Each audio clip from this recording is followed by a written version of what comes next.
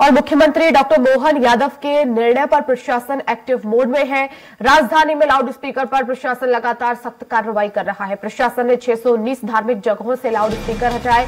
356 धार्मिक स्थलों पर लाउड स्पीकर की आवाज कम की गई। प्रशासन नए साल पर डीजे की तेज आवाज पर नजर रखेगा।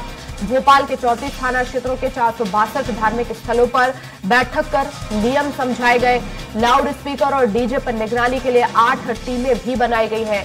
नए साल पर 100 से ज्यादा डीजे की डिमांड है। नए साल पर हुड़दंगियों से निपटने के लिए प्रशासन ने तैयारियां पूरी कर ली है।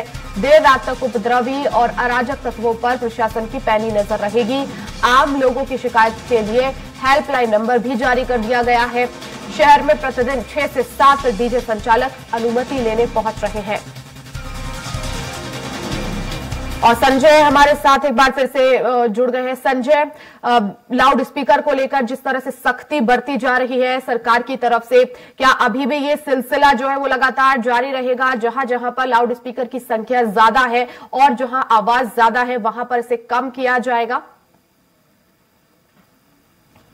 बिल्कुल वर्षा, अगर देखा जाए तो मुख्यमंत्री जिस प्रकार से अपने पहले ही एक्शन, जब उन्होंने पहले शपथ ली थी और पहले ही आदेश पर उन्होंने साफ कहा था कि जो सुप्रीम कोर्ट के आदेश रहे हैं कि जो मंदिर हो, मस्जिद हो या अन्य जो धार्मिक स्थल हो, कहीं पे भी लाउड स्पीकर को उसकी आवाज को लेकर काफी ध्वनि प्रदूषण होता था तो उसको लेकर कई एक्शन लिया था। उसके बाद जो हमें देखने को मिला, पूरे प्रदेश भर में हमने देखा है कि कई एक्शन हुए हैं और उनके बाद लाउड स्पीकर उतार दिए गए हैं। मध्य भोपाल राजधानी में भी कई जगह पे जो धार्मिक स्थल है वहां समझाइश देकर ये लाउड स्पीकर उतारने के बाद कई जगह समझाइश दी गई है और ध्वनि को कम करने के लिए भी बताया गया है। वहीं अगर न्यू ईयर की बात की जाए, क्योंकि नया वर्ष आने वाला है, उसको लेकर भी प्रदेश सरकार ने उसने कमर कस रखी है और उसके ऊपर लगाम कसने के लिए, ध्वनि प्रदूषण को रोकने के लिए उसके ऊपर भी लगाम कसने के लिए आदेश दिए गए हैं कि अगर जो डीजे वाले हैं, अगर वो डीजे वाले हैं उनको भी अब परमिशन लेनी पड़ेगी और अगर उनकी भी, अगर ये देखा जाए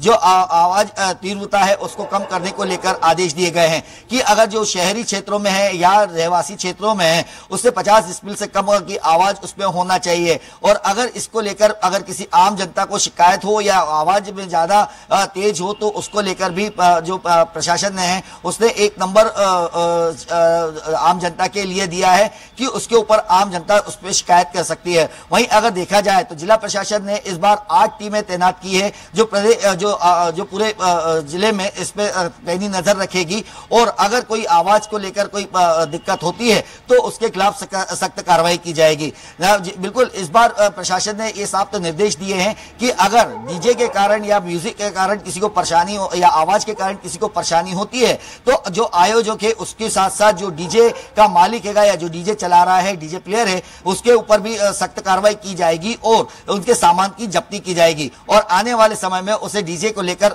परमिशन नहीं दी जाएगी। ऐसे कई सख्त कदम उठाने के लिए प्रशासन ने बोला है। जी बिल्कुल संजय, तो ये कार्रवाई तो शुरू हो गई है, लेकिन क्या ये हमें उस समय भी देखने को मिलेगी जब लोग जो है वो न्यू ईयर का सेलिब्रेशन कर रहे होंगे, न्यू ईयर के जश्न में डूबे होंगे और दूसरी तरफ प्रशासन नॉइस पॉल्यूशन करने वाले लाउड स्पीकर है उन पर कार्रवाई करेगा?